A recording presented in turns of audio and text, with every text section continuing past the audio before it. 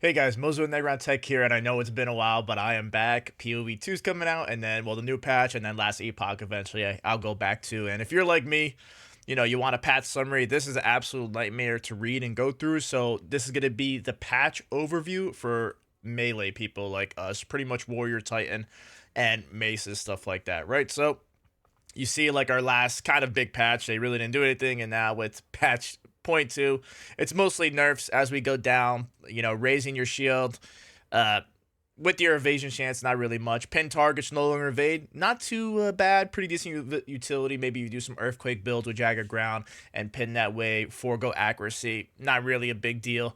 Fully broken armor is now buffed, so enemies, now you have that innate enemies take increased damage. It is Fizz, especially Boosted Slam is buffed. There's new bleeding clusters, don't know what they do. Pile on was changed to increase armor break debuff effect.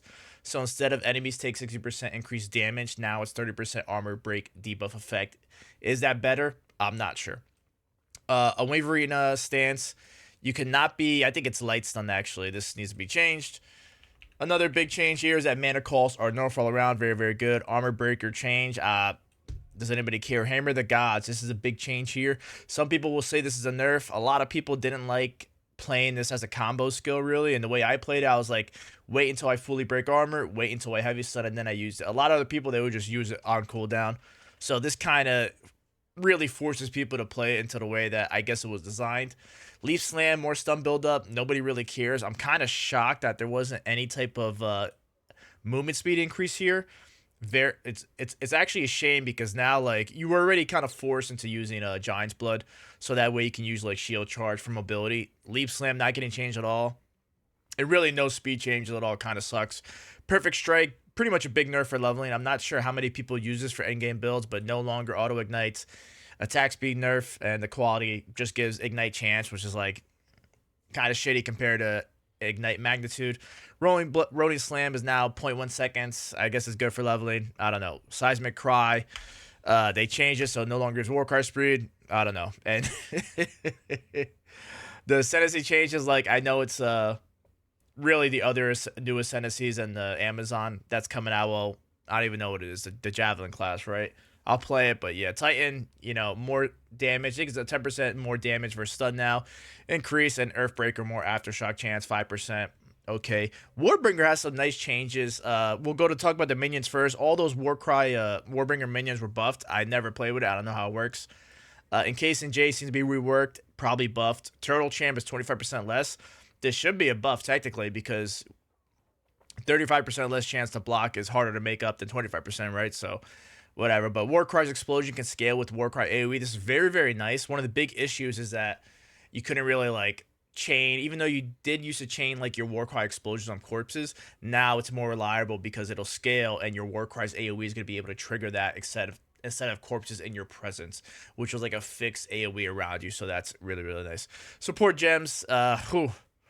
Brutality nerf, close combat mana buffed, exploit weakness nerf, Fist of War mana nerf, impact shockwave, meter nerf, magnified effect AoE nerf by 10%, and for unique items, Astra Manus, I don't know how to spell it, whatever, I don't care. The range is now 50 to 100 instead of 80 to 100, so I guess that's a nerf, but at the high end, you're still going to be able to get a really, really good one. Whole bunch of system changes for the end game. The end game's better. Runes should be a little bit better with the different types of runes you can pick up. I'm not sure they really talked about stash tabs yet, or if it's even in the game yet. It's been a while. And back to the unique items. They added 100 uniques, so I normally never try to incorporate uniques into the build because if somebody's playing solo self-found or if somebody's a casual, and I try to make it builds for newer players or more casual players that don't have the time to like, oh man, if I can only play a couple hours a night a week, it'll take me 2-3 weeks to get the build going because I need a farm currency for that unique. So that's why I don't really talk about it. And the economy always changes. I don't like saying, oh, just a couple exalted and you'll get this unique item, because it does not always work that way, right? So back to this, like, yay, bunch of endgame changes, and that's it for the warrior, melee, and maces. This is really, really it. Like, it's kind of embarrassing. I would have liked to see more stuff, but generally some nerfs, like Hammer the Gods. For me, it doesn't matter. we'll see if the new like armor breaker stuff is like better. Ancestral boost is better. Maybe they want more slower, especially boosted play styles, right? But I don't know. Just not a lot of like, not a lot of really like big changes. Like no real changes to the armor calculation. No speed changes. Like leap slam not getting a speed buff. Maybe not. I don't know if they changed some of the nodes to no longer give like less speed. So that's another thing. Like armor and shield slowing you down even more. I'm not sure why there's not a cluster or notable or something. Really, it should be like in the early part of the Titan tree. I'll see if I can just get it up here right now somewhere. But yeah, like the first couple notables, there should be something Titan, Warbringer, and Smith inclusive that just makes you not slower from wielding a two-hander and a shield, right? So kind of sucks, but all right, we'll talk about this a little bit. Smith of Kitava. So if you don't know, to some, this is going to be like the best defensive ascendancy in the game just by looking at it. Smith's Masterwork is free, and then each of these, I believe it only costs 1 point. So in theory, you can use 1, 2, 3, 4, and you still get 4 notables on your body armor. You might think, oh, well, I can get 6. Yeah, but you can't get crap like this on a, like, where is it? In combination with Forge and Flame, like, yes, you're going to have no ascendancy damage.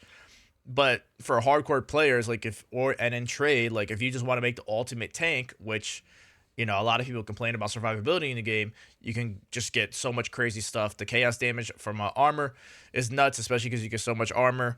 You know, the fire scaling with max fire, 20% increased strength is crazy. That life regen is crazy because, you know, this is probably more life regen than the whole passive tree combined right there. Like, it's actually nuts. So this with the base that gives you like 2 point something, that's 7.5% life regen. Very, very, very, very good. I think Eternal Lair, there's our nodes on the tree that can make you crit immune, so that's huge. You know, Molten Symbol, 20% fizz from hits taken as fire with all the increased max fire is nuts. I actually think if I were to play Smith of Kitava, we really have to look at Manifest Weapon, Temper Weapon, and Fire Spell and Hit. It would be pretty cool to do somewhat of a hybrid, like a dual wielding Molten Blast and scaling as a spellcaster, right? With the Fire Spell and Hit. We'll see what the internal cooldown is on Fire Spell and Hit. I did forget one thing. Molten Blast now is better with dual wielding, right? So like, I'll just do this really, really slow, and you can pause the video, right? And you can see like where some of the changes are. But Molten Blast, if you dual wield, I think you get like more projectiles, and the attack speed nerf isn't that bad. So like that might be something to think about with the Heart of the Forge. Temper Weapon, don't know what it does. Living Weapon is more for a minion build, I feel like, which could be really, really, really good. We'll see what the numbers are on it. I'm not sure, but generally, you know, you can't go wrong with just going absolute full defensive. Your damage is going to be kind of like, eh. But the thing that's really nice about Warrior is that if you do some type of Hammer of the Gods build, and you do what I did with, you know, Rage and a lot of the other stuff that is a good beginner-friendly build, you have all your defenses innately with the Ascendancy, and then all you have to do for your gear and stuff like that is to solve your offense. And plus, doing all this, like, you free so much really affixes on your gear, and it is kind of crazy. Now, I'm not going to talk about the other Ascendancies because I didn't really get to look at them too much, and I kind of want to go in. I like to go into the things surprise. I looked at I don't even know what the class is called. Like, what is it? What is the class called? I'm sorry.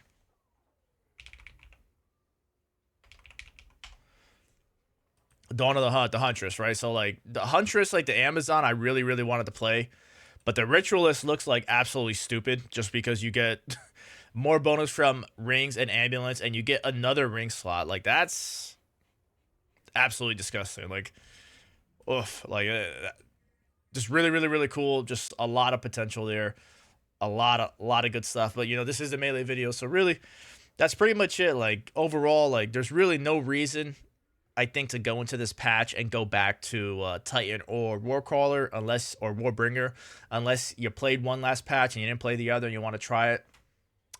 Smith of Kitava should be really fun. I might play this to start. I don't know. Might play Amazon. Might play what is this?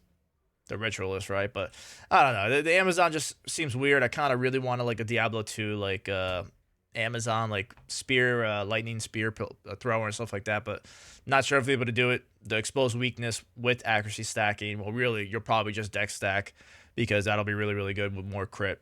Very, very, very cool, right? But that's pretty much it. Don't want too long of a video. Mose with Negron Tech here. Have a good one, guys.